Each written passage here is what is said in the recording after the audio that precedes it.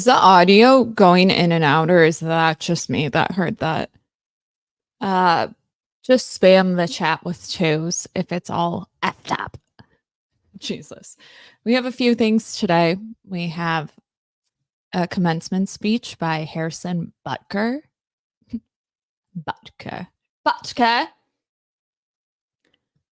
Who supposedly was talking some smack to women. So I don't know, y'all sent it to me like it should trigger you. So I'm looking forward to that. We also have wheat waffles.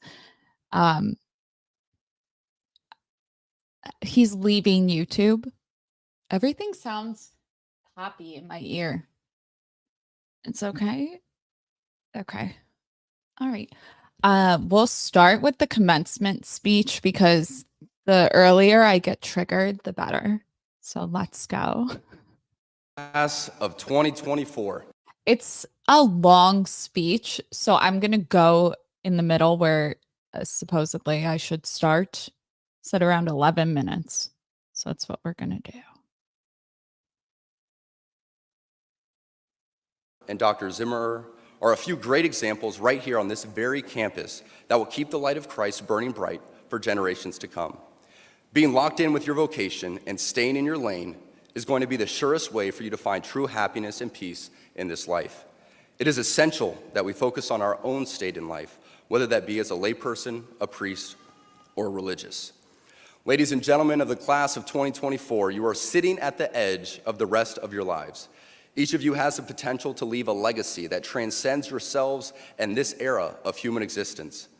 In the small ways, by living out your vocation, you will ensure that God's church continues and the world is enlightened by your example. For the ladies present today, congratulations on an amazing accomplishment. You should be proud of all that you have achieved to this point in your young lives.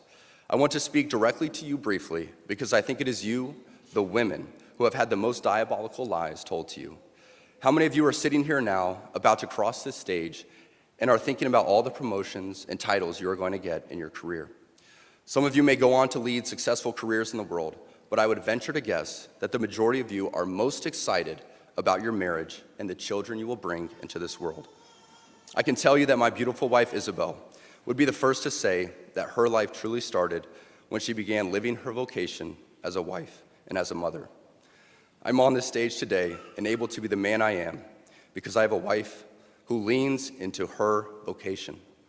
I'm beyond blessed with the many talents God has given me, but it cannot be overstated that all of my success is made possible because a girl I met in band class back in middle school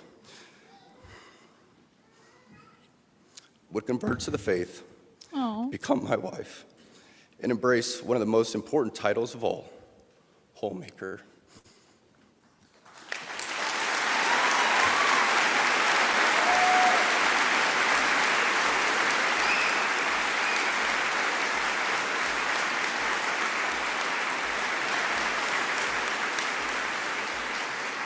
I'm not triggered. She's a primary educator to our children. She's the one who ensures I never let football or my business become a distraction from that of a husband and father. She is the person that knows me best at my core, and it is through our marriage that, Lord willing, we will both attain salvation. I say all of this to you because I have seen it firsthand, how much happier someone can be when they disregard the outside noise and move closer and closer to God's will in their life. Isabel's dream of having a career might not have come true, but if you asked her today if she has any regrets on her decision, she would laugh out loud without hesitation and say, heck no. As a man who gets a lot of praise and has been given a platform to speak to audiences like this one today, I pray that I always use my voice for God and not for myself. Everything I am saying to you is not from a place of wisdom, but rather a place of experience. I am hopeful that these words will be seen as those from a man not much older than you, who feels it is imperative that this class, this generation, and this time in our society must stop pretending that the things we see around us are normal. Heterodox ideas abound even within Catholic circles, for let's be honest, there is nothing good about playing God with having children, whether that be your ideal number or the perfect time to conceive. No matter how you spin it, there is nothing natural about Catholic birth control. It is only in the past few years that I have grown in courage to speak more boldly and directly, because as I mentioned earlier, I have leaned into my vocation as a husband and father, and as a man.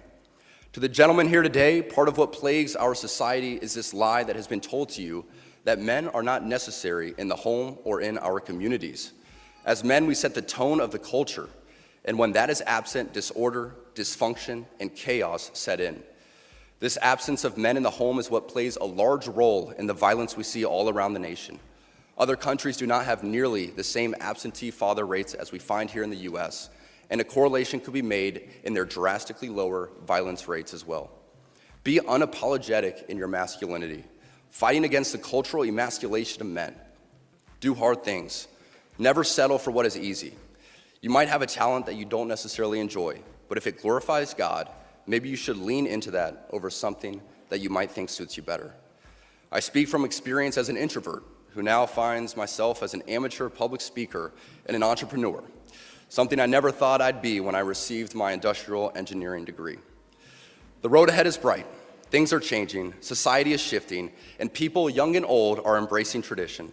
Not only has it been my vocation that has helped me and those closest to me, but not surprising to many of you, should be my outspoken embrace of the traditional Latin Mass. I've been very vocal in my love and devotion to the TLM and its necessity for our lives. But what I think gets misunderstood is that people who attend the TLM do so out of pride or preference. I can speak to my own experience, but for most people I have come across within these communities, this simply is not true. I do not attend the TLM because I think I am better than others, or for the smells and bells, or even for the love of Latin. I attend the TLM because I believe, just as the God of the Old Testament was pretty particular in how he wanted to be worshiped, the same holds true for us today. It is through the TLM that I encountered order and began to pursue it in my own life. Aside from the TLM itself, too many of our sacred traditions have been relegated to things of the past, when in my parish, things such as Ember Days, days when we fast and pray for vocations and for our priests, are still adhered to. The TLM is so essential that I would challenge each of you to pick a place to move where it is readily available.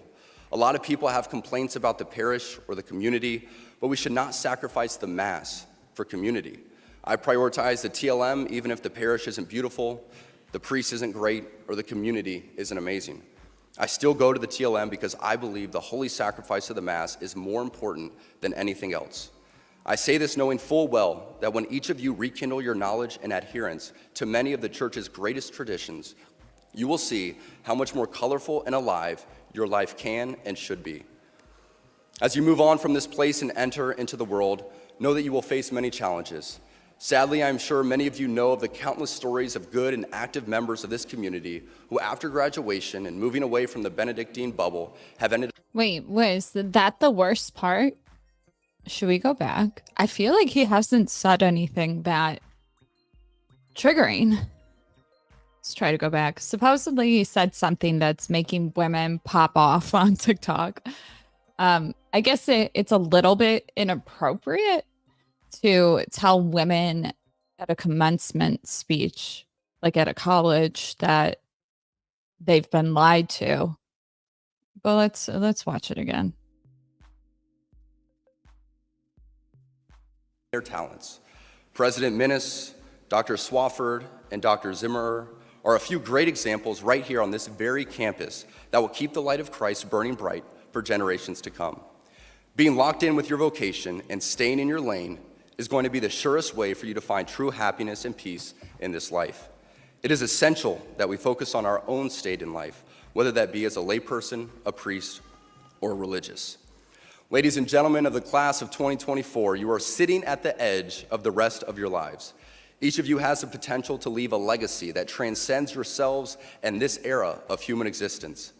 In the small ways, by living out your vocation, you will ensure that God's church continues and the world is enlightened by your example. For the ladies present today, congratulations on an amazing accomplishment. You should be proud of all that you have achieved to this point in your young lives. I want to speak directly to you briefly because I think it is you, the women, who have had the most diabolical lies told to you. How many of you are sitting here now, about to cross this stage, and are thinking about all the promotions and titles you are going to get in your career? Some of you may go on to lead successful careers in the world, but I would venture to guess that the majority of you are most excited about your marriage and the children you will bring into this world. I can tell you that my beautiful wife is a... Who's gonna tell him? Is it inappropriate? Not really. Is it? I guess it's just distasteful that he singled out the women and not the men. Right? I guess that's maybe because it's like, why don't you tell the men? You know? Like, marriage is really good for men. Gives men more purpose and shit. People, you could say the same thing for women, but I say children usually. I mean, I guess children for both, but marriage, in my opinion, doesn't really benefit women. I don't really promote it. Unless you're in a church, you follow a religion, unless you... I don't know. I just think going into the new... I don't know. Is this bad? Is it bad? Should you promote marriage? Like, if you want kids, you should be married. Matter of fact, you should not be married. I would say that's probably wrong. But if you're married, you can't seem to get along, don't have kids. I don't know. I'm mixed on this one. Because the birth rate's declining is not a good enough reason for me to tell people to have kids if they don't feel like they're capable of it. Like, it used to be everybody and their mother, or everybody, I should just say that, had kids. And it led to a lot of difficulty in terms of mental health and stuff. Like, a lot of people, arguably most, have some sort of difficulty, whether it's attachment style. So just because we're having less kids, are the best people having them? And by best, I mean, well, wanting them is half the battle. But I'm talking, you really go to a great length to make sure that you're doing the best for your kids, because it's hard, you know? Japan is like... To me, if we should be so worried, personally, if the country wants us to give a fuck about the fact that people aren't having kids, make things cheaper. It shouldn't cost $50 for formula, one bottle, when you need like 6 to 8 a month. I'm assuming. I don't know. Like, it should cost cheaper than $45 to $50 for a pack of Huggies. It's like ridiculous.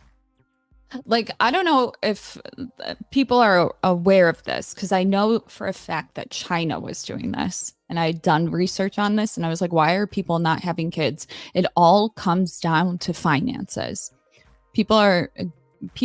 My generation, I know for sure, is mostly renting. I don't remember the stats, but like, most people are renting, because it used to be that you could get a home, you know, out of college, you start your career. Not anymore, baby. Okay, not anymore. So when you're not set up in that same timeline, having kids is going to be a lot more difficult. Are you going to have them in an apartment? You can. It's not like it's not done, but like, if you want the American dream, you want a home. People can't afford homes. Like, when I think about, like, if they really wanted people to have kids, college should be free in this country. Like, that's what I'm talking about. We are not set up financially. We have a lot of people at home with their parents, not necessarily out of like caring for them, but more so like people can't afford rent right now. And I'm a diehard conservative, baby. And if you ask me my economic views, I've heard multiple ways to lower other costs. It just, you guys already know what I'm going to say. Unless we get back to the gold standard, I have no other opinions on this issue. Like, nothing seems, obviously you can't go back to the gold standard when they fucked it up the way that they have. We don't have enough gold. But I'm talking like, we really need to focus there. And then kids will come.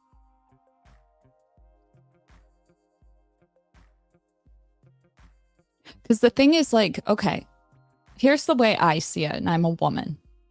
I personally don't want kids, but let's say that I did. I'm 29. I have about less than 6 years to have kids. But in order to do that, I must be married. That's going to be at least 2 years, right? So that leaves me with like 4. Yeah, you can have kids after 35, but like I have a lot of mental health problems in my family. Like, we're pushing it at this point. Let's put it that way. We're pushing it. Like, okay, let's say about 4 years for the whole thing. You're telling me that I need to have most of my finances ready to go? Because here's the thing, you have a kid, the biggest guarantee to poverty is children. Anybody know this? Yeah. Like, oh. So it's like, you're telling me that I should have kids now because of my biological clock, whatever you want to call it, but yet I also need to be financially together? Or else I end up in poverty? I'm going to put it off. I'm going to put it off. Most people, I'm sure, are for that reason. And let's say that I'm just like, you know what? Fuck the man. All right. We're looking for a sperm daddy. Okay. You're still asking me to be 2 things already, which are pretty substantial. Like, I was told once you hit 30, your finances are like good to go, at least to some degree. But like, what about the kids that dropped out of college? What about the kids that worked part-time jobs? What about the kids that went through like a financial crisis 6 times? You know what I mean? It's like, if you want children so fucking badly, stop trying to like push people into doing it and fix society. Once things are, they can still be relatively expensive, but I'm talking like, is anybody's rent actually a third of their income? Is that like, I don't believe you. I genuinely think for most people, it's probably like half, if not more. It's just, it's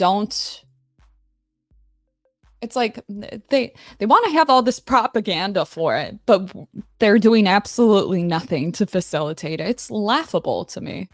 Laughable. Yeah, families are like the bedrock for sure, but like, I don't know. When people say, do you really want to bring kids into this world? I immediately think, what, you're trying to raise Karens? I want my kids to go through some shit. Okay. I don't want them to be fucking like brats. They need something to like give them character. Not just an easy fucking life. But it's just, or 60%. Yeah, unless you're wealthy, rent is probably more than 50% of your income. Yeah, I was just looking at one of those maps where it says the amount of income you need to survive right now with having one kid. It was for Illinois, which is where I live, it's $232,000. Remember when like 1K you were good? Like, even on an 80K salary, you were maybe you if you lived in a nice neighborhood, you were struggling, but like 232 jokes. Like, it's a joke. I'm looking for a man with fuck you money. Yeah, that's what I'm doing. It's like, oh, fuck. Well, you could have found him in your peak, please. Like, economy's been doing bad for a while.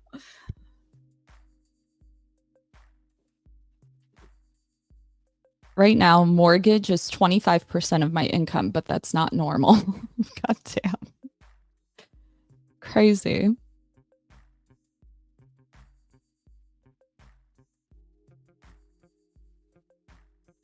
Glad my mortgage is paid off. Good for you. Good for you, girl. Goddamn. 20. Wait. We need a 1% national sales tax. 20 years ago, 40K was stable income. Not anymore. Right. It's like, it's still, it depends on like your idea of basic living. Is it that everything's more expensive, or have our standards gone up because capitalism, which I'm a proponent of. Capitalism is not bad. We're just at the part where it starts to dwindle. Late stage capitalism. I hate when people say that so much. Whenever I have to do research on debates and I end up on that side of YouTube, it's like not my crowd. I'm just like, oh, here we go. But they're not wrong. I mean, but it's also funny because that's also the side that's like, you know what? Because things are so expensive, you should just steal shit. And you're just like, oh, why? And they justify it by it being the corporations stealing from us. It's like, sis, I get it. Okay. But that's not doing it. Or you're going to end up like fucking Walmart. What's the department called? Fuck, they're the ones who watch you on camera and make sure you're not stealing. They spend like millions of dollars. And I remember the owner of it or whatever was like, if people don't stop stealing, I'ma close on holidays. And it's like, dude, shut the fuck up.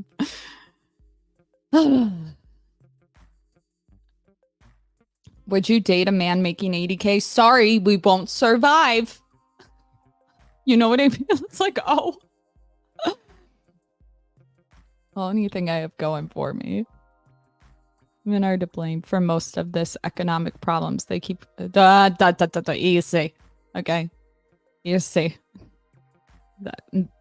The reason that we are where we are is a government problem. Deadass. Like, I mean, yeah, probably. Well, actually, doesn't it like switch off every 4 years? Quite honestly. Does our vote even fucking matter? Not really. Like, it does and it doesn't.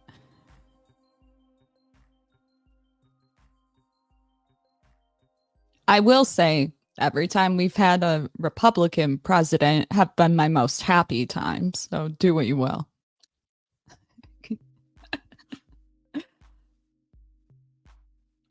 Like, I read somewhere that they were looking to move. Whose idea was it? It was some bill where it was going to move money from, like, for lack of a better phrase, I really don't follow politics, to be honest with you, but something like moving the money from single moms, for instance, or single, like, is it welfare? I'm not sure. Something about moving that and moving the money into resources to keep people married, something like that. So like Bill 19? No, Bill X and something. I was like, huh, sounds too good to be true. Okay, let's go to Wheat Waffles. Our friend, do you guys remember? This is Wheat Waffles. We did a debate about, when did we do that? Wheaty. Let's check. I'm chilling. So Wheat Waffles, you would recognize his logo as the waffles. He is a face raider. He's more on the black pill side of YouTube. Oh, here it is. Okay, so we did a stream.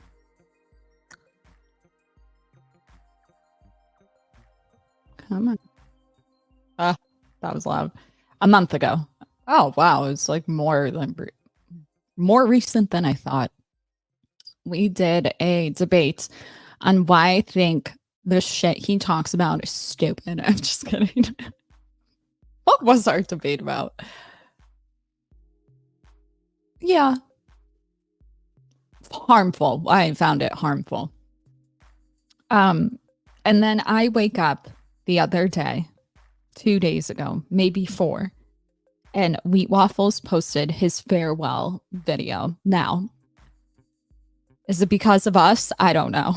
I don't think so. Should we take credit for it? Absolutely. No, I'm just kidding. We like Wheat Waffles.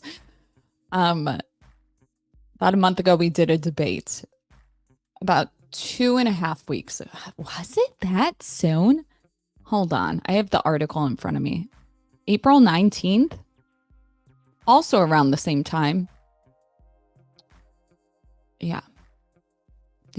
Around the same time, his parents actually did an article on him for the Sun Times, which is like the British the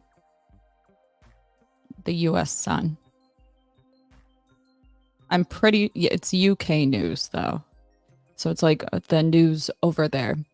And the title of the article was Hate Inc. My son is a dangerous online incel spewing out vile misogyny, just like Andrew Tate, inside UK's new hate industry. A leading doctor says mental health interventions are key to helping cure the worrying rise of incel culture. I don't mean to like brag, should we?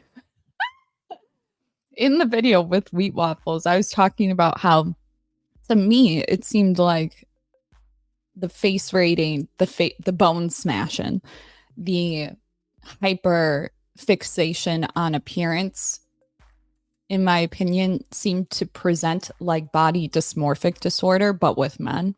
Not saying that both people can't have the disorder. Obviously, they can. But when it comes to women, when you're like in high school and stuff, you start to find out who has like ED, like eating disorders, and women have like a very big pressure to look a certain way.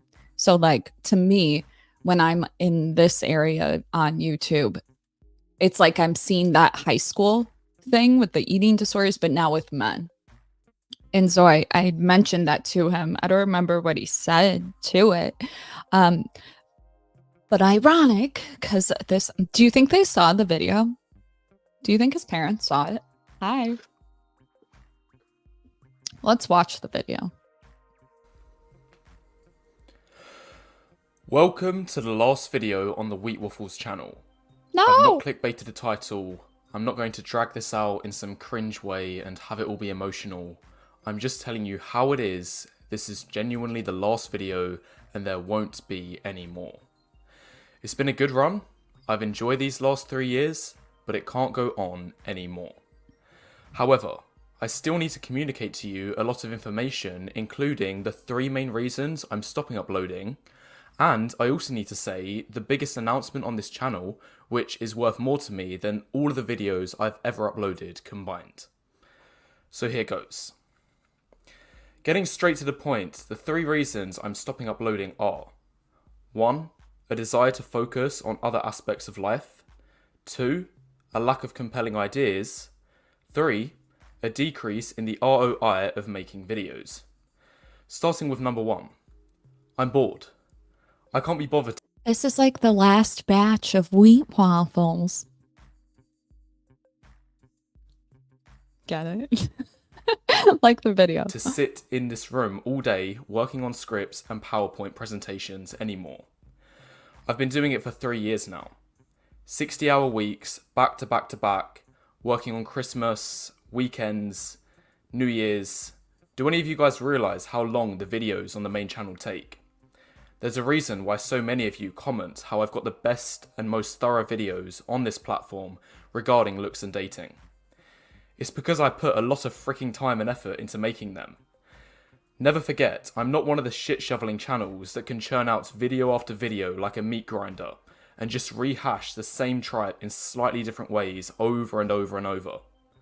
I've tried hard for 3 years to come up with unique ideas, my own experiences, and my own research to produce high-quality videos. And that's why 10 of my videos are over 500k views, 2 of them being over 1 million, which is massive for a channel my size. The way I see my channel is I've grinded extremely hard for 3 years to provide as much value to you, the audience, as possible, telling you the truth about how women care about looks in dating. I've spent a tremendous amount of time and effort making these videos, trying to explain concepts in an easy to understand manner, and I've been paid bloody well for doing so. But now, I feel I want to move on to other aspects of life. Namely, focusing on my running career, which you'll be able to follow more so on my Instagram if you're interested. You know what we're going to do after this? We're going to react to the video we did. I know we only did it a month ago, but I'm curious that I'm wondering if we did influence anything, at what point? I want to purchase a house in the not so distant future, which will take a lot of time to work on. Nice. And I also want to enjoy myself a bit more.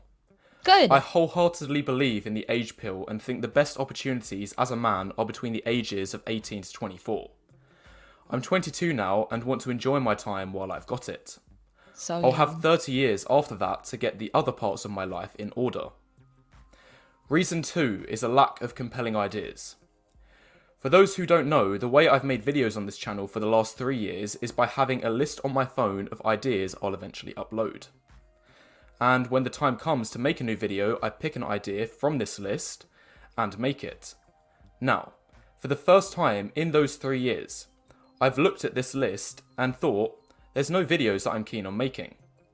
I used to have loads of phenomenal ideas where I knew a video would perform well even before uploading.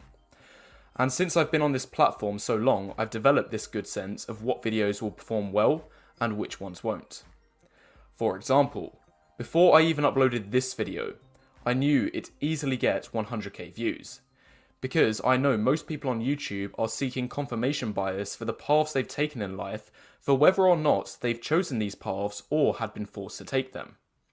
And in the case of this video, I know there are an insane number of lonely, sad men out there who are upset about the direction their dating life is heading. Many at no fault of their own because they've been dealt a terrible starting hand such as poor facial attractiveness, short height, balding, etc. However, when these men see a video like this, they think, wow, this looks great. 5 reasons why the path I was forced to go down is actually the better path compared to the one I instead wanted to take. This is confirmation bias at its finest. True. Whereas a solution-based video such as 50 choosing signals showing she likes you gets half as many views. Because many guys read that and think, oh, 50 choosing signals. That sounds like a lot of information to remember.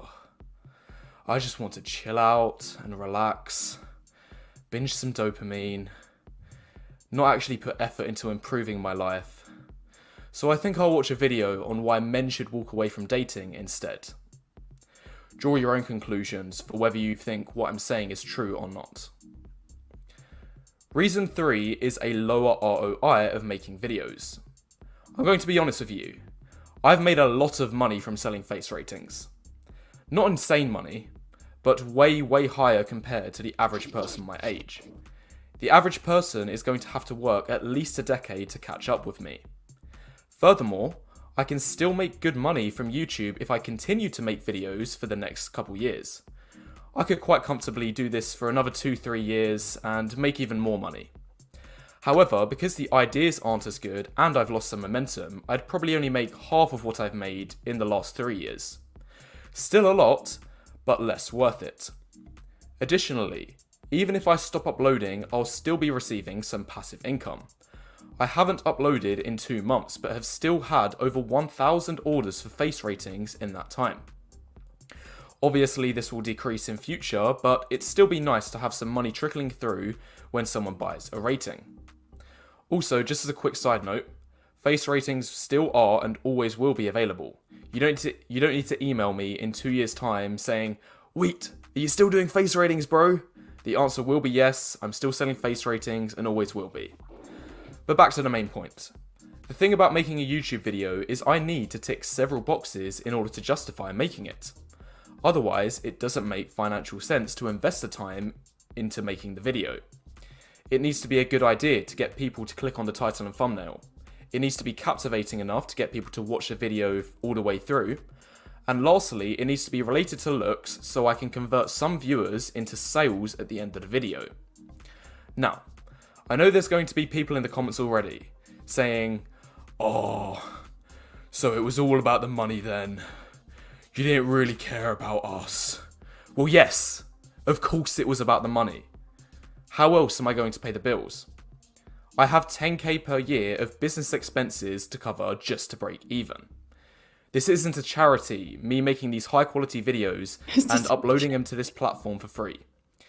If I didn't sell anything, I'd be making minimum wage from this platform, and in which case I'd rather work at McDonald's than busting my arse doing 60 hours per week in my room, straining my social life and possibly physical health too, all for a non-guaranteed income.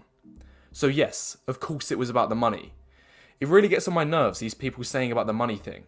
I mean, no one is forcing you to buy it, and if you don't like the product, then don't buy it. But always remember, if no one bought my products, then my videos wouldn't exist.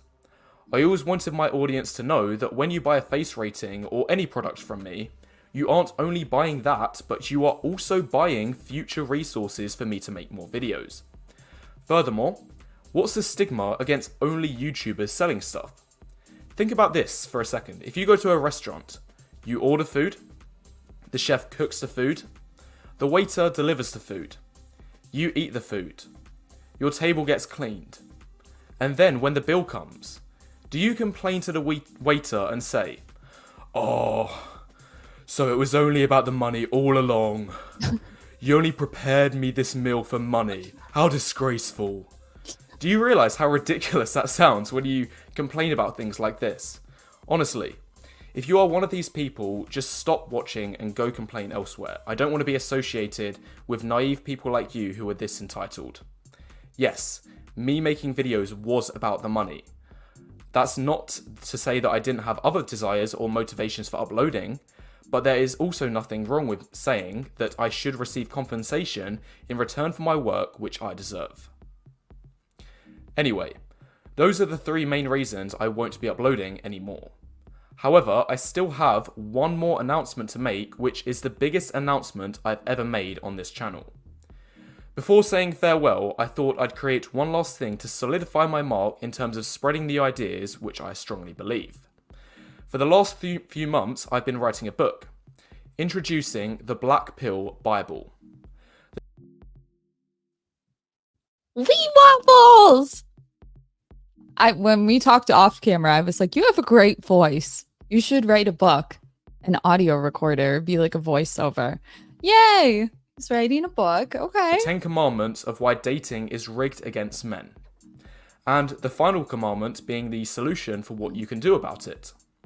This is by far the biggest project I've ever undertaken, worth more than all of my videos combined. Okay. Now, the book isn't finished yet. I'm about 30% of the way through and have been working on it daily since my last upload.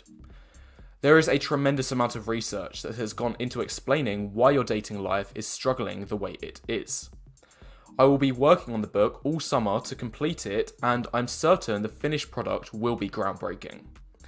There are many things I wouldn't have been able to talk about in my regular videos anyway because they'd be deemed totally unhinged by YouTube standards. All of the answers will be in this book.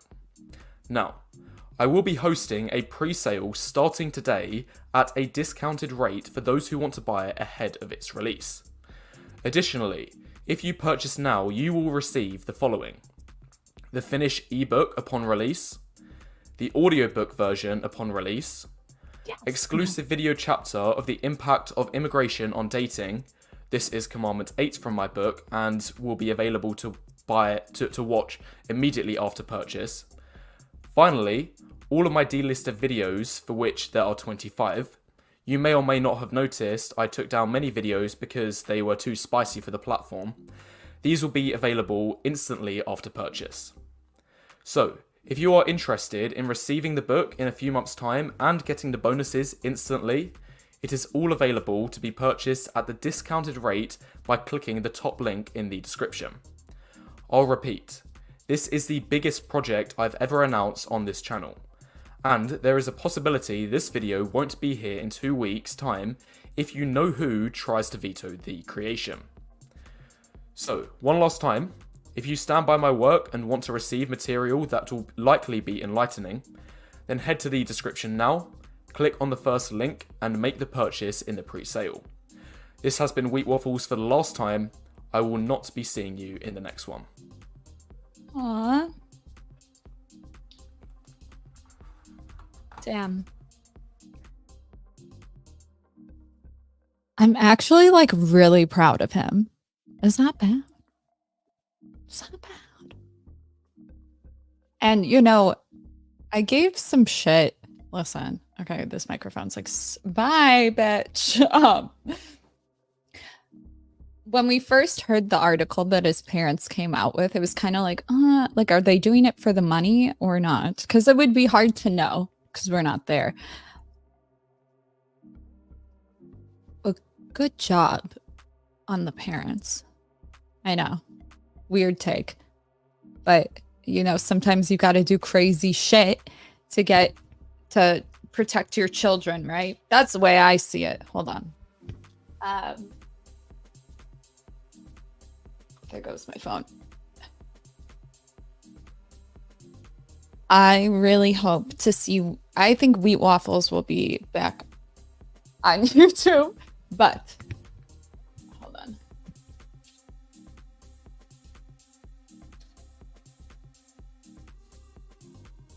Okay. Whoever made this, your mom's a hoe. You know, I really hope that Wheat Waffles gets out of Black Pill. I actually see him doing YouTube I think he'll be back doing YouTube, but I hope when he comes back, he does something that's a more purposeful or provides more value than his graphs and opinions. Love you.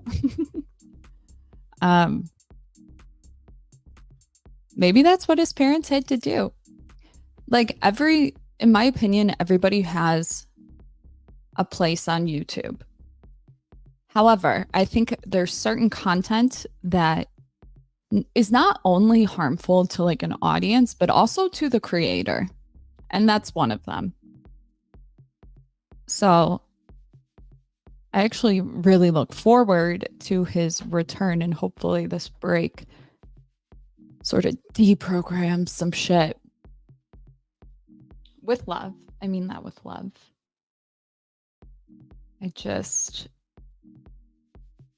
I remember from our conversation, he really believed a lot of it. Like it wasn't like a lot of people will be like, oh, it's a grift. And I'm sure there's parts of it that are grifty. Don't get me wrong, but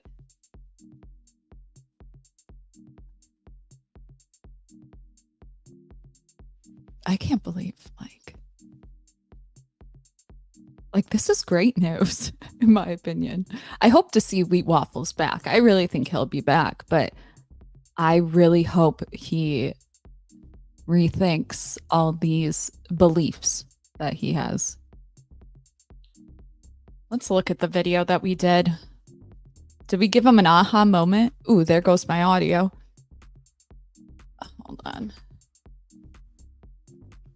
Is it just me? Or like, did that happen to you? Or I'm sorry, did it pop for you? That popped for me.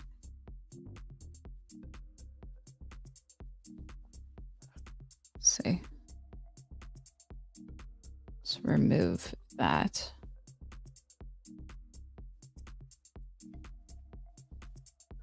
Because I'm not going to lie, I thought I was really harsh, to be honest with you. I thought like maybe I was too mean. Sounds like I can't even hear myself right now. But here's our... Oh God, I hate watching myself back. Especially when I'm pretty sure I was annoying. Like, more often than not. Let's see.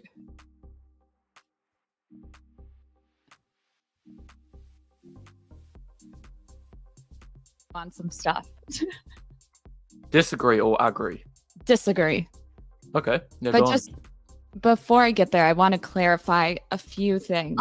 I've been in the red pill space, and I know there's crossover with different groups. People tell me I'm black pill. I don't really know. Black pill, though, what confuses me is there's some groups that are like the face raiders. Then you have the MGTOW guys. Can you explain to me how black pill split up and stuff? I would say MGTOW is more like red pill, to be honest. Okay.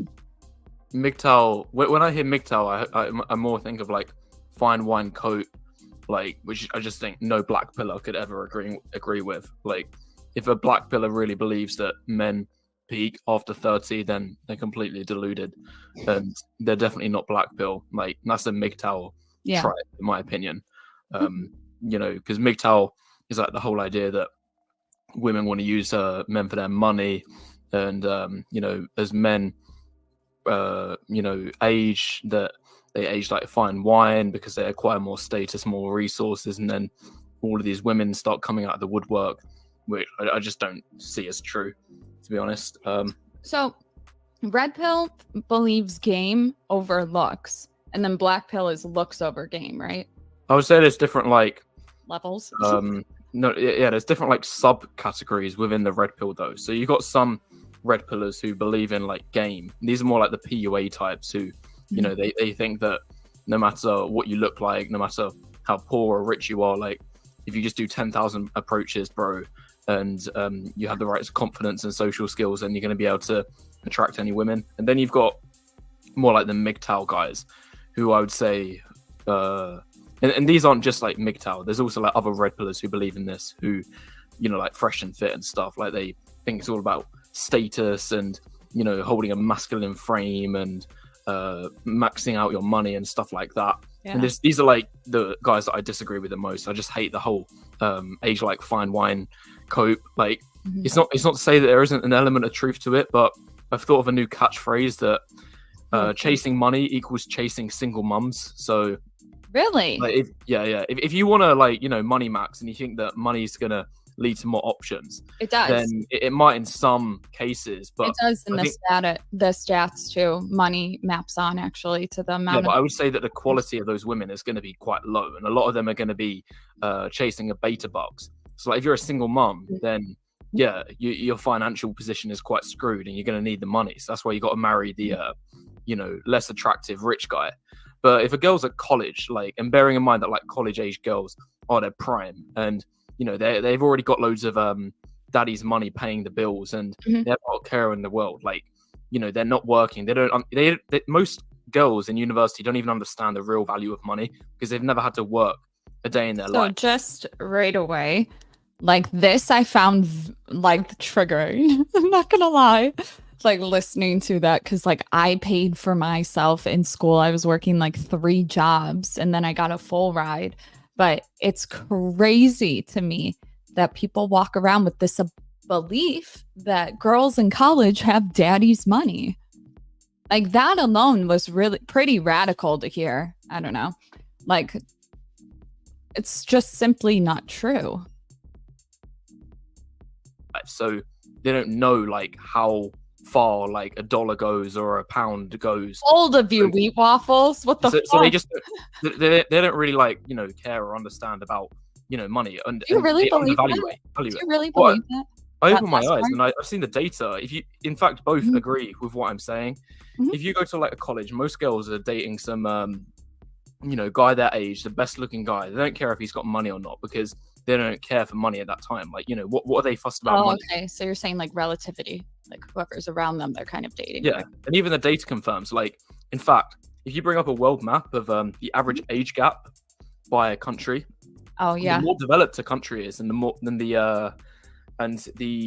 more like progressive a country is as well. So, but the less income inequality a country has, then the closer the age gap is between marriages. And I think that signifies how hold up. There's people in the Middle Eastern countries that justify pedophilia by marrying young girls that are below the age. About that. So that's I'm not talking about those. I'm not talking about screwed up countries with like messed up cultures. I'm talking about in countries like map. No. What I'm talking about is like Eastern Europe is going to be less developed than Western Europe. Africa is going to be a lot less developed than all of Europe. And I should have stopped him there. What are you talking about? What are you talking about, wheat waffles? Tell me you haven't been to Africa without telling me. It's just going to be less developed. Same with South America. In these countries, they're a lot more likely to marry a man who is like 10 years older than them.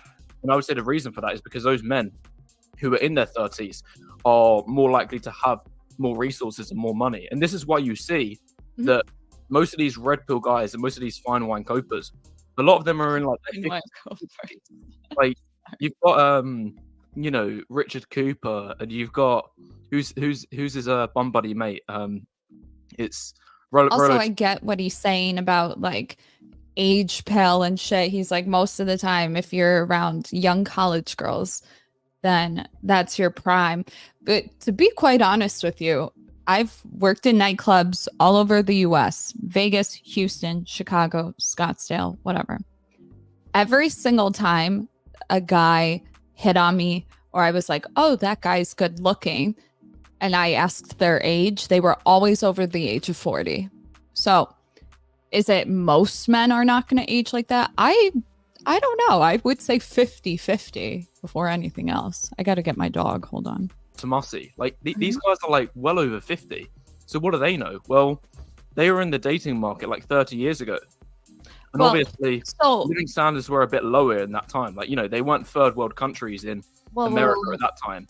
But I understand where you're coming from with that, but one of the big things in Red Pill is that the dating hasn't changed. Just the land, like where you meet people. Dating's massively changed. It's changed more time. It's changed more in the last 15 years than it has in the previous 100 years before that. For one reason, online dating. Online dating has single-handedly shifted everything from the money, the personality. Are black pillars always this hormonal? Jesus. You're the one with the energy drink in your hand, it seems like. It's actually alcohol. I'm like, Jesus. No, but there's a couple things I want to say to that. Number one, in the world, the number of people who have a 10-year age gap or more is below 4%. It gets even more below in the United States. I know that for a fact. Number two, women, when it's reversed in terms of age gap, so you have an older woman and younger guys, that's really big in Hawaii. I guess Hawaii is the number one and the only place where there's older women. I thought that was interesting. I figured that out the other day. Number three, you said something like, I can't remember, something with the fine wine copers. Before that, though. Shit, what did you say? No, I disagree with them. That their ringleader is like over 50. You don't like Tomasi? Daddy Tomasi? I don't like Tomasi and I don't like Cooper either. Really? I think the whole audience are just... they like you. Why are you... No, they're not. No, their whole audience is the opposite of mine. I think that most of his takes are garbage. And I think that like he's one of the lowest SMV guys in the space. Like who? Cooper. Rolo? Or Rolo, both of them, because they're just old. Like if they made a dating profile, but you just the said best bet, the only chance that they would have with modern women today Wait, is hold like on. sugar dating. The only chances that they would have with women under the age of 25 is sugar dating. There's no way that a under 25-year-old woman like the video if you're a man over 40 and you're hot. actually date them seriously without money involved. That's just never going to happen. But Waffles, you just said that there's age gaps of 10 years or more. So which is it? Are you saying like 30, 40? No. So I'm saying in third world countries, you're more likely to see those age gaps. And that's because the, poorer women, in order for them to escape poverty, like if you're a person living in poverty. I told you the pedophilia is justified. That's the Middle East. They get married for economy. I'm not talking about those countries. But you are, because they're third world countries. Correct? I would say that the Middle East is two third world. Not all of it. Not all of it, but there's certainly parts in the world of at the moment because they got the big oil money. But I'm not talking about those countries. I'm talking about just your stat. Like there's 200 countries in the world.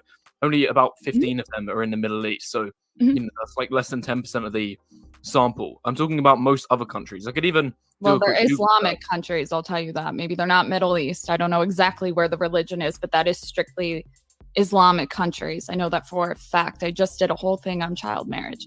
But regardless, I'll hear you. Guys, we're going to keep this video going. However, I have to step away. I'm going to let my dogs out.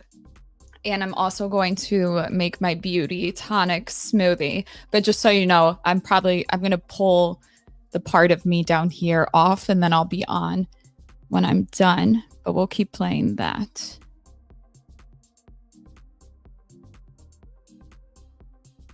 still evidence. I just don't know if it's applicable when we were talking about online dating or in the West.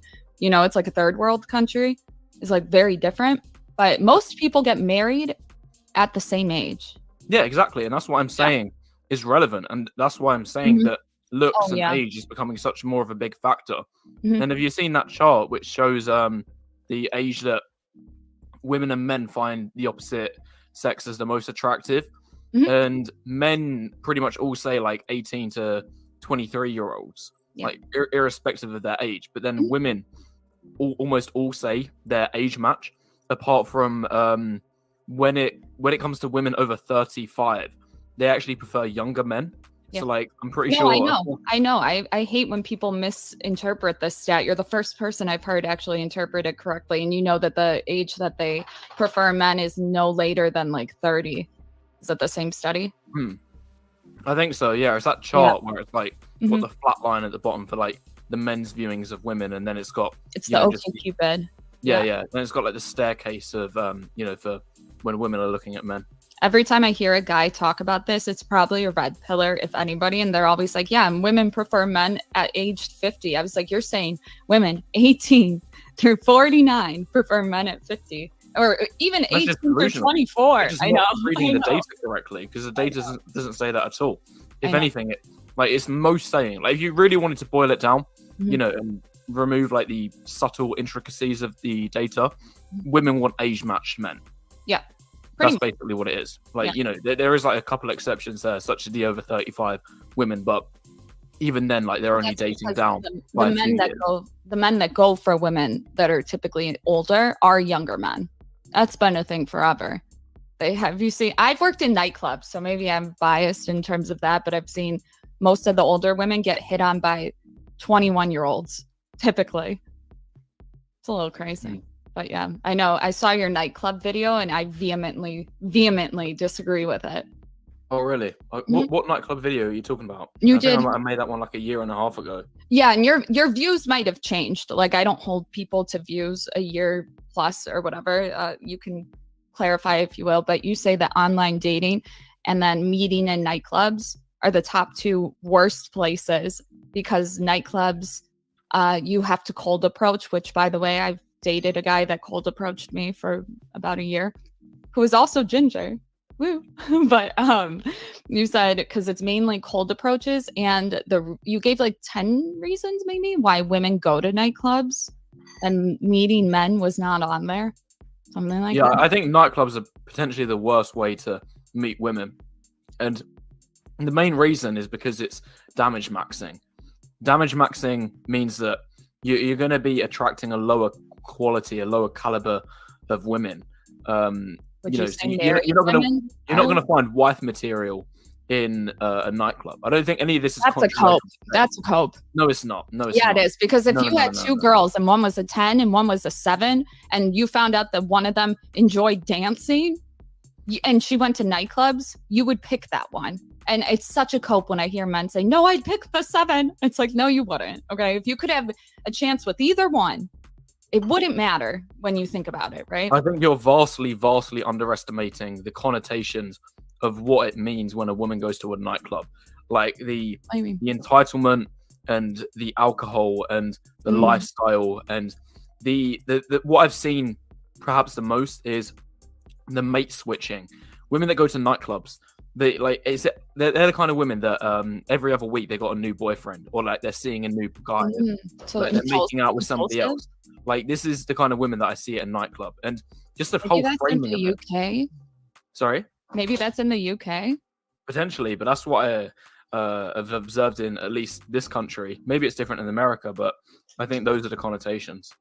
I don't know. I mean, I'm sure maybe there's a case for that, but what would you describe as a high quality wife material girl? Because most men in the world, and Rolo says this, I agree with this, have never properly vet a woman ever. No matter his status, no matter money, no matter if he's hot, most guys have never actually correctly vetted a woman. So when you say that the nightclubs breed women who are not wife material, that's fine, but can you explain it? Like, what is wife material? What is wife material? I would say if she has Well, obviously, like, there's the ones that I'm not doing this necessarily in order, but I will eventually say it. So, obviously, I think it's relevant if a woman has a low body count. But this has been harped on about hundreds. Most women do. Yeah, this has been harped on 100 times before, so I can't be bothered to just repeat what's been said on 1,000 different streams before this one. So I think that is a relevant point, but I won't go into detail about it. Well, you know that people in the 70s and 80s had higher body counts than they do today, right? We know that? Or we don't? No, I didn't know that. Okay, because a lot of times when I talk to these guys, they get caught up in the whole MGTOW sort of TikTok compilation of women that are like, where are all the good men? And they think that all these women are hoes and all this shit. But like the average body count for a woman is 7, and the average like lifetime, and then the average lifetime partners for a man is 9. So you know what I mean? It's like, but back then I think it went up by 1 for each person respectfully. Oh, so it's not too different then. It's still like reasonably similar numbers. Right, but you would think that it's high, right? I thought it would be.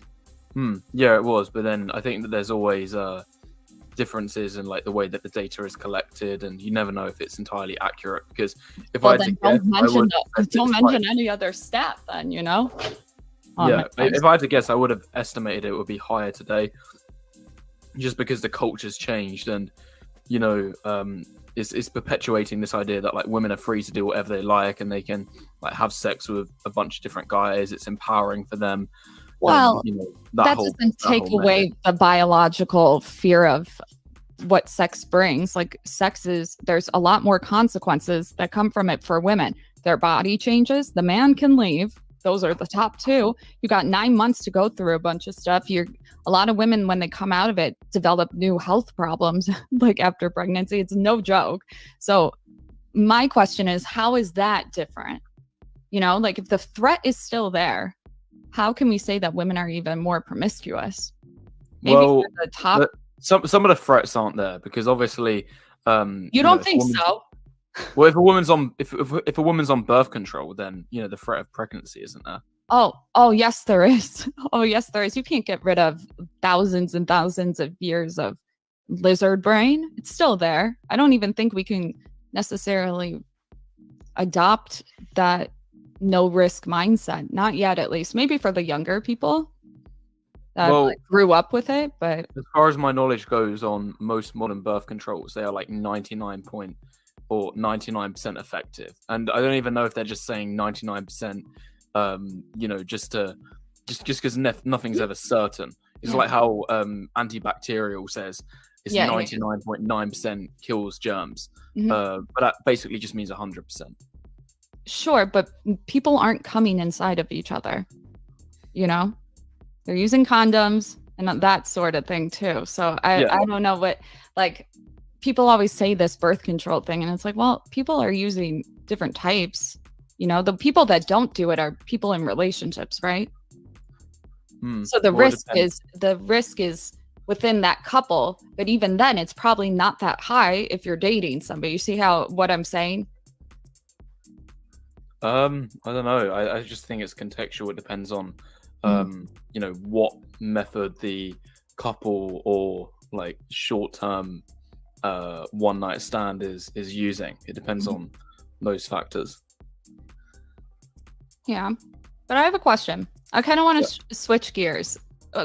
If I asked you I'm going to ask you a different race, and then I want you to guess how many of them have kids in the US. I always do US. I didn't think to do UK, but they're relatively the same if I'm not mistaken. I'll tell you more about it after, but how many white men do you think have kids? How many white men out in of 100? America? Yeah, out of 100%, if you had to guess. By what age? It's young. Let me double check. I think it's like below 24. It's like 15 to 24. It's young. Okay, I'm guessing it's going to be quite low then, because the average age that a man has a kid is like 30. So I'm guessing that the number of men that have kids between 15 and 24 is going to be like... I'm sorry, it's ages 20 to 29. Okay, then for that, I would estimate it would be about 30%. Okay. And then what about black men? Probably 45%. Okay, so right now you said, what was the first one? Did you say 30? 30? Say 30 and 45. Okay, then we have Asian and Hispanic. So those are the last two. What do you I think would Asian say would have? for Asian, I would say 25, and for Hispanic, I would say 35. Okay, so you were close on the first one, kind of. It's 21.2% of white men, and then for black men, it's 24.9%. These are who have kids from 20 to 29. Asian is 12.4, and then Hispanic men are 29.4. So those are the men who have children. It's relatively close, aside from the Asian men. But my follow-up question to that is, what the hell is JBW, and how is that applicable at all? JBW means just be white, and it's basically the theory that if you're light-skinned as a man, then dating is easier for you, and you're viewed as higher SMV compared to other men of different ethnicities. And the data is grounded in that, like, if there's a Tinder profile, if there's like 4 Tinder profiles, all of like a 5 out of 10 man, one of them is a white guy, one is an Asian guy, one is a black guy, and one is a Hispanic guy, then the white guy should get more matches. Is this a study, or is this what you hypothesize? Like, you think? There's not been that exact one, but there have been similar ones. Like, one of them did a 5 out of 10 white guy versus a 5 out of 10 Asian guy, and the data showed in that was that the white guy got a lot more matches than Do you think that's because of race, or because of the stereotypes associated with like a small wiener? I think it's Waffles. I think it could potentially be because of that. I think it So might then go into wouldn't the that equation. debunk? I would say it mainly I think the main reason is because of Asian women's dating preferences. For white men? No, there's two things going on here. So, number one is that Asian women are seen as attractive in society, and Asian men aren't. Okay. So Asian women are generally viewed as more attractive than Asian men. Okay. And the second thing is that Asian women are a lot more than happy to date out of their ethnicity, while Asian men aren't. So a lot of Asian men want to just date an Asian woman, and they don't have the opportunity to date a white woman. But a lot of Asian women, they will date white men. Yeah. So that means that, like, the dating game is essentially rigged against Asian men, because like the pool of Asian women is a lot less. I agree with you, but for a different reason. Asian women in their culture, so at home or overseas, they teach the relationship to serve the man. Like, not patriarchy, fuck that. This is like obey. Like, it's to a way higher degree. Do you think that maybe Asian women don't want to date Asian men for that reason? I feel like that would be the main reason that women, like the Asian women, date out of the race. But the men, why would they? Of course they're going to date Asian women, because they get to be the king of the house. You know what I mean? Why do you say that Asian women? Say that point again about why you think Asian women date white men. I think Asian women date white men because of equality. Like, the relationship is more of a partnership. But otherwise, why would that be? Well, I just said, like, Asian women and Asian men in the household, or even overseas, but in America, if you are raised as an Asian woman, you're raised to literally cook, clean. This goes beyond, though, what we think of when we think of patriarchy. This is, the man is literally doing nothing. It's not anything. So the girl has to cook, clean, serve him. Then when it comes to like old parents or something, the woman is the caregiver just by default, and anything that the man says goes. They're more likely to cheat. The rates that Asian men pay for sex is so high. I don't have the stat on it, but I remember we watched a video on it, so maybe double check on that. But if I was an Asian woman and I wanted a free meal ticket out of that lifestyle, because it's not what I want to do, I would date an American guy, black or white. You know what I mean? Like, why? Like, that's you're signing yourself up to be SLAVE, you know? Like it's not if you can split it up. It's that the boy has never been taught to.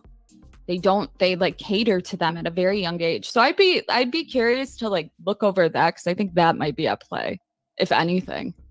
Okay, I've got no idea about you Yeah. know, if like those factors that you mentioned, because Yeah. I don't know any like, Asian relationships or Look marriages into it. or how it There's a works like in the documentary. family, I but can send it to you. I thought it was really yeah, sure, obviously you can send it to me. yeah, it was But interesting, I but would say that a lot of it to do with it, a lot of it to do is with attractiveness as well, because generally, like Asian women, they're just seen as more attractive, whereas Asian men aren't viewed as conventionally attractive. but Asian women are also like over sexualized, right? So you have to decipher between a man that's seeing you as a pair of tits to a guy that actually wants to be long term with you. That's why we have like fetishize. What is it? Somebody want to say below? It's like they fetishize Asian women. There's something for it though. There's a word. There's like I'm not sure. they do it for like any minority, but Asian women is probably the most talked about in terms of media and how they're displayed in pornography, like hentai and stuff. Yeah, I think that's like, isn't that like anime stuff? You're more likely to date a man that has a porn addiction. So there's things that come with that. The porn isn't necessarily the issue. It's the byproduct. They're less likely to participate in sex, less likely to get it up type shit. But I don't know. I feel like that would be at play. I feel like there's a lot of factors at play. We waffles. Yeah, potentially. I'm not asking you to agree with me, just opposing alternative beliefs. But I wanted to talk about the black men. So are the black men or the Asian men the lowest in terms of like the JBW theory? I would say Asian men, for the two reasons that I've mentioned, are seen as lower SMV than black men. Interesting. But Asian men are also, there's more Asian male models, right? I'm not sure about that actually. I don't know. I don't know the data to hand. Yeah, there is. I don't know the data either, but I used to do modeling when I was younger, and I remember there were, well, at least from what I saw, there was more Asian. I don't think I ever saw a black male. I don't think I ever did. Think of Corn Studios. Like, there's obviously a lot of white male actors. There's a lot of black male actors. I don't think I've ever seen an Asian male actor. Yeah, but who's dating a porn star? Do you want to date one? Because I don't. Yeah, like the idea of Corn is that it's like sexual value in its rawest form. Because you're removing all other factors of like dating and personality. It's purely based on looks. So I think that looking at Corn, like there's a reason why there's more blonde female actors than there are like brunettes. I think that is pretty accurate evidence to show that like blondes are seen as higher SMV for women than oh really? You think other so? hair colors. I have a very interesting thing that I actually have proof of something for you if you want to see it. They did a study amongst men, and they had a girl with brown hair, red hair, and blonde hair, and all the men, when asked who do you think's the most attractive, they all rated the brunette as the most attractive, which as a bartender I thought that was shocking because most blondes would get approached. So then I saw that as well, but it did say later in the study that guys say that they would be more likely to approach the blondes. Right. So yeah, exactly. Have you seen this guy on TikTok? Yeah, I saw it on Do you know his TikTok, name? yeah. It's a QV. Yeah, I don't know, something. Coves or something. Yeah. So then when they looked at men's behavior, they were more likely to approach the blonde girl. And then I think they guessed that it was because of negative stereotypes, like blonde girls are more fun, approachable, and more promiscuous or something. Do you remember that part? Yeah, I think it was along those sorts of lines. Yeah, so it doesn't matter what we think men want, it's who they approach, right? So I don't think I would say that in pornography, surprisingly, I think they showcase each hair color like the same. Maybe blonde, because of the blonde there's a blonde category and a redhead category. I don't know if there's a brunette one. I'm assuming there probably is. Yeah. The Asian girls have brunette hair. I've never seen a blonde one. Unless she's dyed it. Yeah. I don't know. I forgot why we were even talking about the hair color. Yeah. But You have like a list of topics or subjects. yeah, the JBW though, I thought was kind of, I just don't know if I would agree with it, but how would you separate like the face raters from other black pill? So you do face ratings, right? Yeah, well, I'd say there's like two main subcategories of black pill. So there's looks maxers and there's like just the nihilists, like slash defeatists. So the looks maxers are the ones who they realize the importance of looks and they know that it's the most important aspect of dating and that women, you know, mostly want a guy who is good looking. And then the looks maxers, you know, they like, because they understand that they want to improve their looks as much as possible in order to increase their value in the dating market. And then the like defeatist guys of the black pill, they're, you know, less concerned about looks maxing and they're just essentially saying like, oh, dating is so rigged and you know it's so screwed up and looks is the only thing that matters, so there's no point trying, there's no point putting any work. Looks maxing doesn't even work.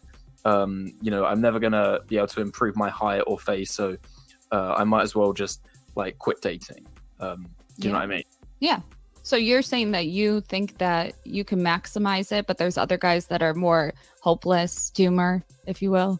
Is that what I get? Yeah. I'll say like they doomer types. Okay. I would say I'm more like of a looks maxer. So, you know, I understand and agree that looks are the most important aspect of dating and that men are massively discriminated based on their looks. However, you know, there's still like, as long as you're like at least a 5 out of 10, or even if you're like a 4 but you could looks max to a 5, then there's still like hope for you in dating. Like, you know, it is still really rigged against you, and a 5 out of 10 woman is going to have a 10 times easier time compared to a 5 out of 10 man. But that doesn't necessarily mean it's over for the 5 out of I vehemently disagree with all of that. All of it. I've dated some ugly motherfuckers. It's not about me, but I know a lot of people. What medium ugly? Have you heard this phrase? I have, but I have a question. Does that mean? They're still like above if a you dated 7 or them who something? are ugly, then why aren't you dating them now? So that's like all roads lead to Rome. Okay, most relationships end up breaking off, right? Most relationships that most people that you date, you probably are not going to end up with them. So I don't know, because they dumped me. How's that? Like, you know what I mean? Like that's not a logical answer or evidence to anything, because people break up for other reasons. It has nothing to do with the way that they first attracted you, right? Yeah. Just something to think about. Just something to think about. Okay. Yeah. Also, when it comes to nightclubs, you said something, I don't want to put words in your mouth, but you said that a woman that is below a 5 can easily get sex from anybody, kind of a thing, or something like that. I don't know if you've been to a nightclub where there's fat girls, but they are treated like the absolute pieces of shit scum. They're ignored when guys are like, can I get 5 shots for this group of girls? There's a fat friend like, hello, me too. And he's like, no, for these groups, they don't even recognize them. I mean, it's bad. It is funny to you, but it's also funny to me when you guys are comparing chin sizes. So, but when we talk about how like fat girls are treated like that, how can you sit here and say that they get more matches? They don't. Maybe on online dating, I'll give you that. But like, if you think that that's where most people are meeting, I don't think it is. Wait, did you say that fat girls get more matches than thin girls? I said that you said they're more likely to get matches from, they can get sex from any guy. Yeah. I'm telling you right now, the ugliest dudes treat them like they don't exist. No, that's just not true. That's just not true. I'm telling you from my experience. No, it's not. Okay, well, in my experience, hold on. Before I even entered like the red pill space, I was making bartending videos, and this was a huge topic that nobody likes to address. It is absolutely true. Maybe not in the UK. I haven't worked there, but I've worked across the US. I've worked in Las Vegas. I've worked in Chicago. I've worked in Houston, Scottsdale. It doesn't matter. They treat them like they don't exist, almost like worse than the help. Like, I don't know how else to word it. horrible though. Absolutely. Like men will punch fat women there when they're intoxicated. Oh, right. Okay, It's crazy. Yeah, I'm sure that happens. No, I'm serious. I've had to do the police reports. I'm the one that witnessed it. I'm telling you. Okay, well, in my experience, I've seen every single fat guy that I know in my personal life is single and is not even close to being in a relationship. Like their dating life is non-existent. How tall are there they? are a lot of the overweight women in my life who are in relationships, and they're with like reasonably fit guys. Like, yeah, I know. No, I know. This is actually crazy. We talked about this in the nightclub, that the only guys that would approach the girls maybe sometimes are like the ripped ass guys. And then a guy told me behind the bar, it's because there's guys that go to the gym specifically to fuck fat women, so they have to pick them up, something like that.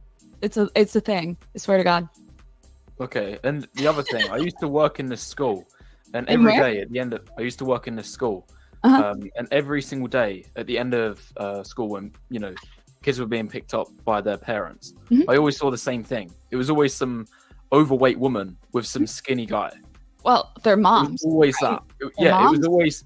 It was always some overweight woman. Yeah, but they had the baby. We Waffles. They had a baby. Yeah. Obviously there's such thing as baby weight, but you know, like the correlation was that stark that it can't all just be pinned up to baby weight. I reckon that a lot of these women, red pill that men take at their later ages, then don't you? I think a lot of these women would have been overweight before they had given birth. No.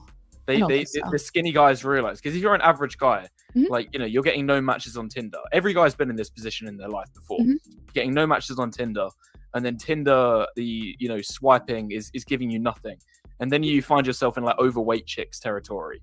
A lot of these average guys end up finding themselves, you know what, I'm getting no matches. I might as well start swiping right on these overweight women now. And these are like at least average guys who are doing this. I've talked to people who worked at like the dating app. They were like reps and shit for it. And I was like, why is there a phenomenon where if you download certain apps, you'll get a bunch of really hot people, but then in other cases you won't? And they said that who you get to show up in your list of people is directly correlated with how you like pictures, how you message, your response time. You're saying that guys don't even get messages. That's fine. I'll agree with you there. But it has more to do with how often you open the app, how often you're on the app. You get a score of 1 or 2. So would you say that maybe the reason that some of these men are not getting matches is because, one, they're not paying for it? I know it's fucked up, but they're not paying for it. They're not on it often. And the women that they do see, they don't message back. Those factors do come into the equation somewhat, but the main factor that goes that's the only thing. I could show you a dozen Tinder experiments, even one of myself, that I could show you a dozen Tinder experiments, even ones of myself. The main factor. Those are skewed because it's your phone. It's skewed. No, it's your phone. It's the same person. No, please. Explain it to me. The main factor that determines whether a guy's going to get matches on Tinder or not is how attractive he is and what the quality of the photo is. I could show you all of my friends. I could show you guys that I've spoken to. I could show you my community. The ones who look better, the ones who get good, that have got good photos, get way more matches. The ugly guys get no matches. That is just how it is. The main factor. No, I agree with you. I'm sure. All of these other factors are a lot less relevant. Like, the amount you're swiping, the amount you're opening the app.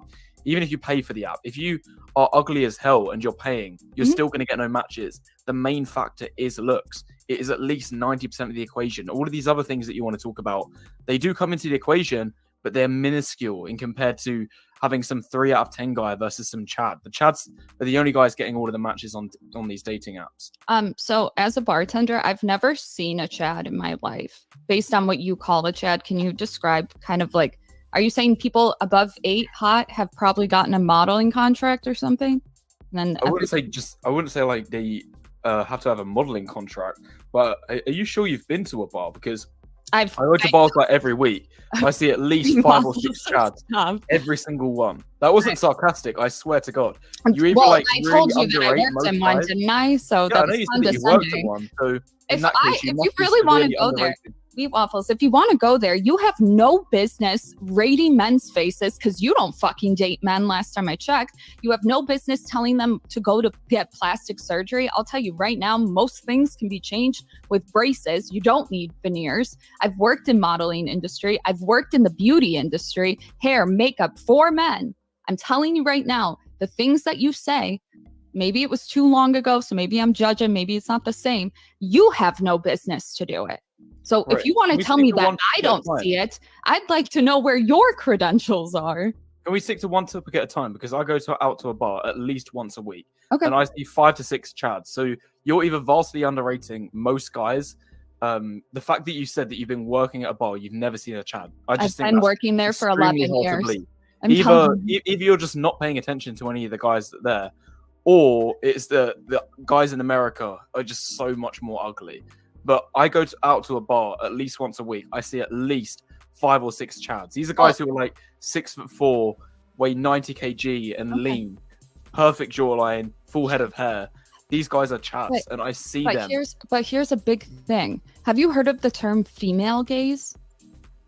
Yes, I have heard of the term female gaze. We don't like that masculine man, and we don't like the muscle thing.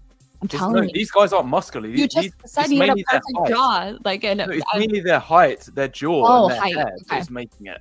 It's like, they're not even like jacked. But most men are not tall. But most men are not tall.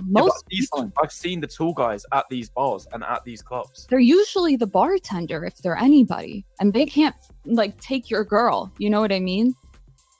I promise right now. Will you screenshot some? If you want to bet, I've even got a video on my phone, I'm pretty sure. But if you wanted to bet right now, because it would be worth my time, because it would take me 10 minutes to do this. I could go down to the local pub right now, live on the stream. Do it, live stream it right now, baby. If you promise to bet $100, $100 each way, would you do that? I could go to the nearest pub. But so I have to find them a Chad, or is this based on your rating system? I have to find one. Okay, so it's on Wheat Waffles. Wheat Waffles has to say if he's fuckable, is what I'm gathering, right? If I go down there right now with my phone and I take a photo with the first Chad that I see, then are you going to pay me $100? This will be the quickest $100 you would ever lose in your life. This leads to my next thing, right? So, are you going to do the bet or not? I told you. I would calm down. Calm down. I said I would. And I will admit that I'm wrong. You don't know who you're talking to. I'm actually very, very agreeable. I'm telling you, that's fine. If you want to do it right this second, okay, we could do it right this second. You're going to do $100 then? Yeah. You sure? Yeah, baby, I'm sure. But I don't know if you want to do it because you're going to pick somebody who's probably working at the bar. And that doesn't count, okay? No, I wouldn't. I would just take a photo of the first Chad that I see. Okay, define to me, like, you're saying his height was a thing. I don't know how that works. Women I know date guys 5'9" and below. So what do you mean by height? It'd be a combination of their height, their face, and just like all of the features to do with like face, like hair, jawline, lean, stuff like that. Well, most guys are attractive, right? Sorry? Most guys are attractive. No, they're not. Most guys are average to below average. Nope. That's what you think. That's an opinion. I'm telling you right now, most men are average. Good looking. No, they're not. Yes, they are. They're not attractive. They're average to below average. There's a big difference. Well, what's wrong with fucking average? Most people are average. We're average. What do you mean? Average is not good. If you're an average guy on Tinder, then you're not going to get any matches. Jesus. That's a horrible thing to say. Have you seen my Tinder experiment of an average guy on? I don't know if I saw that one. In 3 months, he got 3 dates. Okay, but that's online. But most men are having issues online. I don't know. They are. But only average guys and below average guys. No, all of them are. Even the Chads. No, that's not true. Because I've spoken to Chads. I've spoken to these like top 10% guys, and there was one guy. He said that in 3 months he went on a complete rampage. He had slept with, on average, a new girl every single 3 nights. So you just believe a man who tells you this? I could believe it because I saw his photos. Okay. If I don't see his photos, then I think that he's just lying and, blowing smoke. And, I'm telling you right now, I've talked about this phenomenon on my page. And so I encourage you to look. You should do a video on this. as a bartender, I have overheard guys saying that they fucked certain girls that they never did. I heard a guy, actually, I got a message on Instagram from some girl bitching me out of fucking nowhere. She's like, leave my boyfriend alone. I was like, I'm not talking to your boyfriend. I'm not talking to anybody. Come to find out, it was the guy who followed me on Instagram. I approached him at the bar because he came in as a guest. And I was like, why did you tell people that we fucked? This is my first time meeting you. So it begs the question, how often are men doing that? Well, I started to pay attention to guys that said it more. And a lot of guys are not fucking the amount that they're telling you are. They have a reason to lie. They do, because they want to be of higher status and they want to show that they're more dominant than you. Thank you for the super chat. Keep your girl off OnlyFans, one chat at a time. Take the bet. Thank you so much. Yeah, no, I'll take it. But so like, do you actually believe a guy who's... Well, that guy's just sent you $100. That's... I told you we could do it already. We already agreed. The issue is that your Chad doesn't exist. So that's fine. It does exist. It doesn't, though. It doesn't. Most guys are... Okay. Why is it that in any other animal kingdom, men are the most attractive? Honestly, have you thought about this? Because hear me out. A lion and a lioness. The hair, right? A rooster and the hen. Rooster's colorful. Okay, you got the peacock and the female peacock. Not ugly, not ugly. The cardinal and the female cardinal.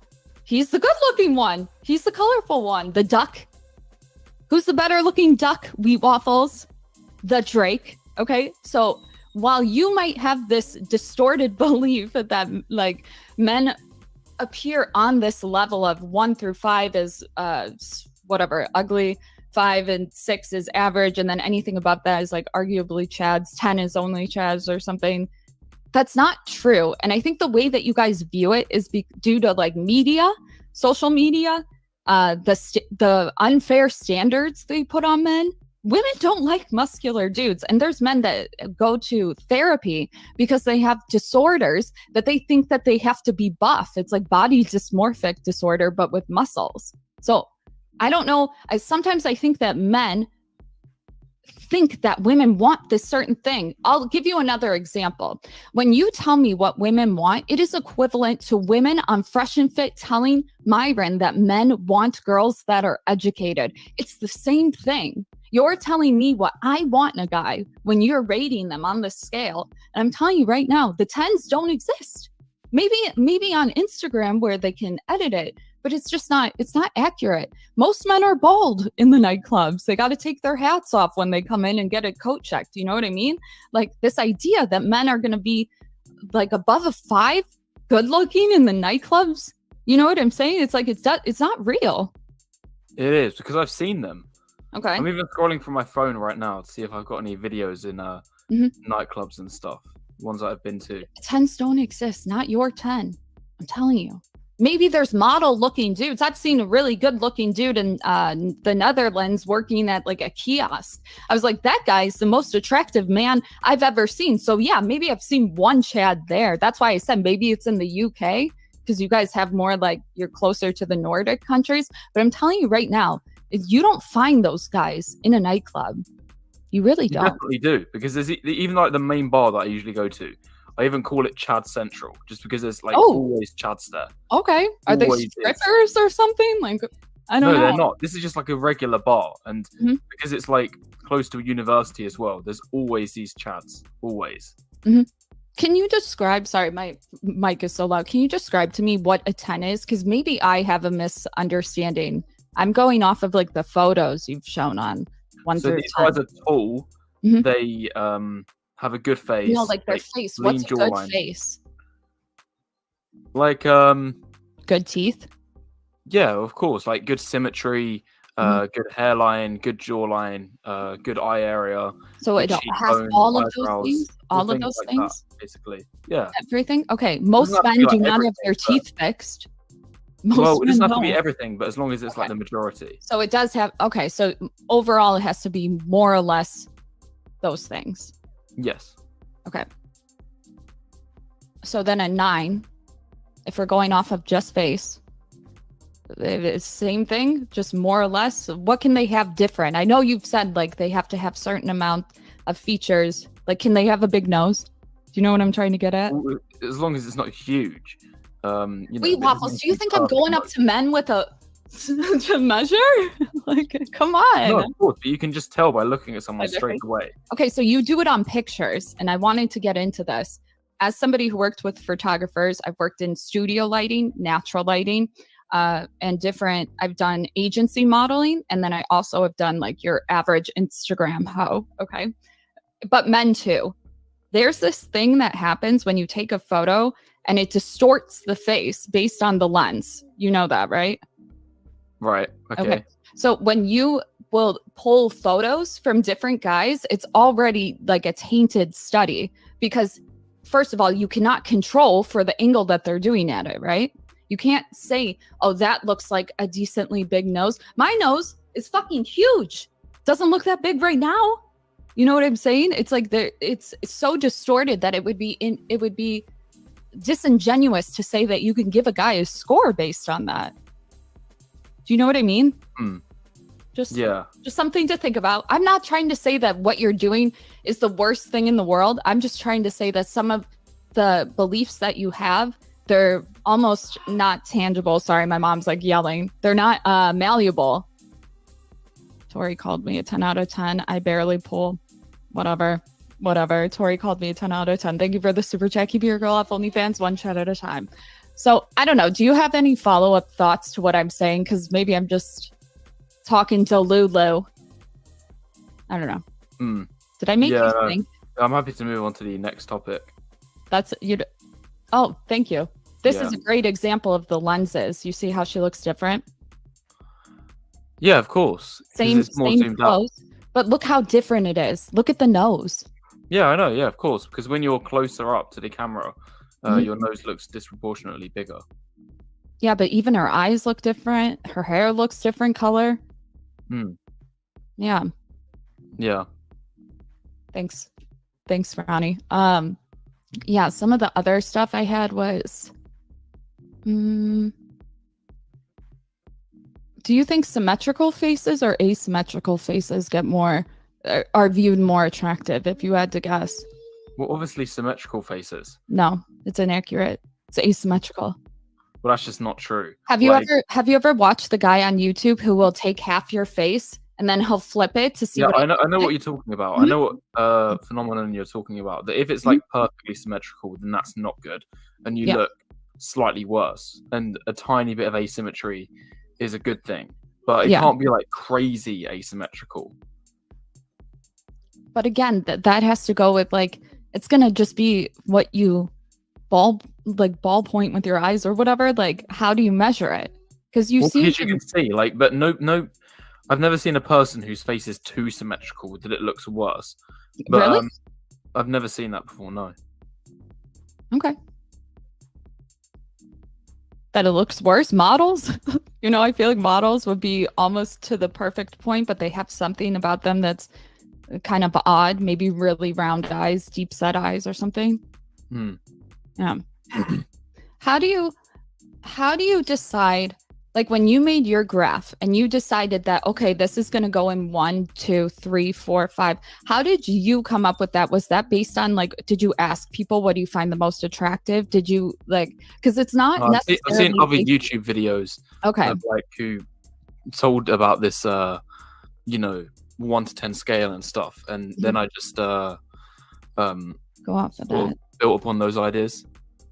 Don't you think like looking at a bunch of girls' ex-boyfriends or like who they're dating would probably be more accurate?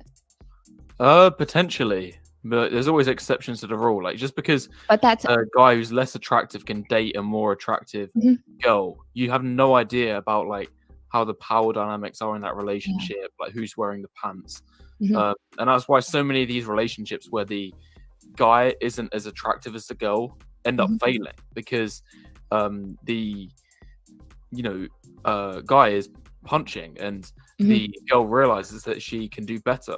And other guys pick up on this as well. Like I've seen that if a guy is less attractive, the other guys are way more likely to try to hit on his girlfriend because they think, he doesn't deserve her. Like, he's not as attractive as her. It's way more likely to happen.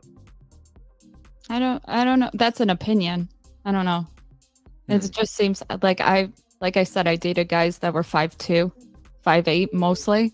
Like, I mean, I'm not the most attractive, but I've worked at nightclubs. I can look attractive with makeup on. It's just most of the girls I know, they date guys that look like, I don't know, the guy from Honey, I Shrunk the Kids. Like, Okay, they're not how these many guys hot have you dated? chads. I've never seen them. I'm telling you.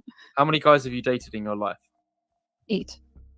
8, and one of them was 5'2". Did you say? Yes, he was a jockey. So he would. Have you ever bet on horses? Yeah, So of course. Yeah, I know. Yeah, he's the one that rode the horse. Okay, You have yeah. to be Well, teeny maybe tiny. you just are an outlier because the You vast get- majority of women, if they saw a guy was 5'2", they would instantly reject him. Maybe 5'2". I might agree with you, but all the jockeys were pulling bitches left and right. So maybe it's just them. Maybe their status with it. I don't know. But I think it depends on where they live. I don't know if you think do you follow geomaxing? Do you believe in the shit or no?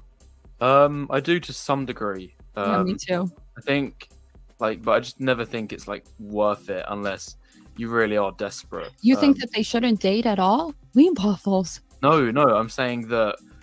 Moving. Like I wouldn't consider it myself. Mhm. Like maybe unless the circumstance arose. So maybe in 30 years time, and I really wanted to start dating again, but I knew that it would just be terrible in the West. Then I might take advantage of geomaxing and go to a third world country and leverage You're not wealth and ugly. status. Sorry. You're not ugly. Yeah, no, but that's why I said in 30 years time. Oh, but I thought you get uglier with age. Yeah, you do. Yeah, so in 30 years time, I'd be 50 something. I'd consider it then. Oh, I see what you're saying.